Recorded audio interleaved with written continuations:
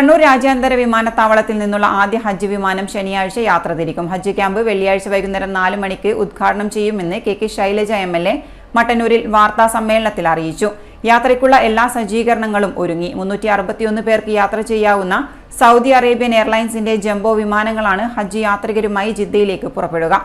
കഴിഞ്ഞ വർഷമാണ് നമുക്ക് ഈ നമ്മുടെ കണ്ണൂർ എയർപോർട്ട് ഹജ്ജ് എംബാർക്കേഷൻ പോയിൻ്റായിട്ട് അനുവദിച്ച് കിട്ടുന്നത്. കണ്ണൂർ എയർപോർട്ട് അതോറിറ്റി വലിയ പിന്തുണയാണ് നമുക്ക് തന്നത്. ഇവിടെ നേരത്തെ തയ്യാറായിരുന്ന മറ്റാവശ്യങ്ങൾക്ക് വേണ്ടി നിർമ്മിച്ച കെട്ടിടമാണെങ്കിലും അത് പൂർണ്ണമായിട്ടും ഹജ്ജ് തീർത്ഥാടനത്തിന് വേണ്ടി സജ്ജീകരിക്കാൻ എയർപോർട്ട് അതോറിറ്റി നമുക്ക് വിട്ടുതന്നു. എയർപോർട്ട് MD നമ്മുടെ കൂടെയുണ്ട്. അപ്പോൾ അതും വലിയ ഒരു സൗകര്യമായിട്ട് നമുക്ക് മാറിയിരുന്നു. അപ്പോൾ നാളെ മുതൽ ഇവിടെ ഹാജിമാരെത്തിത്തുടങ്ങും എന്നുള്ളതാണല്ലേ. നാളെ രാവിലെ മുതൽ എത്തിത്തുടങ്ങും. അപ്പോൾ ഒന്നാമത്തെ ഫ്ലൈറ്റ് 1-ാം തീയതി വെളുപ്പിന് കാലത്തെയുള്ള ഫ്ലൈറ്റിൽ ഇവിടുന്ന് ഹാജിമാർ തീർത്ഥാടനത്തിന് വേണ്ടി പോയി തുടങ്ങും എന്നുള്ളതാണ് നമുക്ക് പറയാനുള്ളത്.